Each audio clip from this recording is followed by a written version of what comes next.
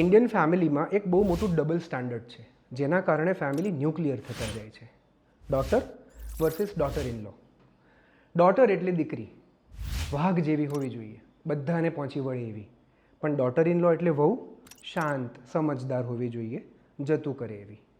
આમાં શું છે કે આપણી દીકરીઓને આપણે મોટી કેવી રીતે કરીએ છીએ કે ફ્રી ઇન્ડિપેન્ડન્ટ થાય, પોતાની ચોઇસીસ બનાવે, પોતાના સપના પૂરા કરે, આકાશને પહોંચી જાય, તેમ છતાં આપણે એને કે જા દીકરા જા આગળ વધ, આ તારી લિમિટેશન ના હોઈ શકે.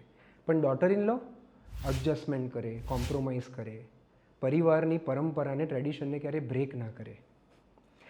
આ માત્ર એક પેટ્રિયાર્કિકલ સોસાયટીનો પ્રોબ્લેમ નથી, આની પાછળ એક બહુ ડીપ સાયકોલોજીકલ ફિનોમિના છે. જ્યારે આપણે ડોટરની વાત કરીએ ત્યારે એક વ્યક્તિ એને એક્સટેન્શન ઓફ સેલ્ફ સમજે, એટલે એની જીતમાં પોતાની જીત જુએ, એના અચીવમેન્ટમાં પોતાના અચીવમેન્ટ જુએ, અને આના કારણે વ્યક્તિ એમ માનવા માંડે કે એની સ્ટ્રેન્થ એ મારી સ્ટ્રેન્થ છે. આની સામે ડોટર ઇન લો જો બોલ્ડ આવી ગઈ અથવા તો એક અસર્ટિવ વ્યક્તિ તરીકેની હોય, તો એ વ્યક્તિ ઘરમાં એન્ઝાયટી અથવા તો ઇનસિક્યોરિટી ટ્રિગર કરવા માંડે. બિકોઝ ટ્રેડિશનલ ફેમિલીના નિયમ એ ક્યારેક ફેમિલીને પોતાને પણ સૂટ કરતા ના હોય, પણ આગે સે ચલી આતી હોય, એટલે ફેમિલીના રૂલ્સ ફોલો થઈ રહ્યા હોય.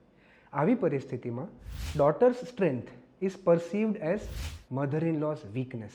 બંનેમાં બહુ જ ફરક છે. આપણે જ્યાં સુધી ડોટર અને ડોટર ઇન લોની વચ્ચેના બ્રિજને તોડી નહીં નાખીએ અને બંનેને એક જેવા નહીં સમજીએ, તો ફેમિલીઝ ન્યુક્લિયર એટલા માટે થશે કારણ કે એક ડોટર ઇન લો કોકની દીકરી હતી જે કોઈ રોલ પ્લે કરવા નથી આવી.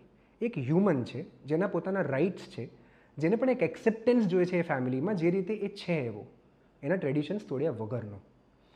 સાસુઓ જો પોતાનો ઇન્ટરજનરેશનલ ટ્રોમા, મતલબ જ્યારે એ વહુ હતા, જ્યારે એ ખરાબ રીતે હેન્ડલ એમના સાસુથી થયા હતા, એ ભૂલી અને પોતાની ડોટર ઇન લોઝને અત્યારના જમાના પ્રમાણે રેર કરી શકશે, તો રાખી શકશે, તો I think nuclear family system ઓછો થશે, જે જરૂરી છે, અને જોઈન્ટ ફેમિલીઝમાં પરિવાર બેટર રીતે સચવાઈ શકશે.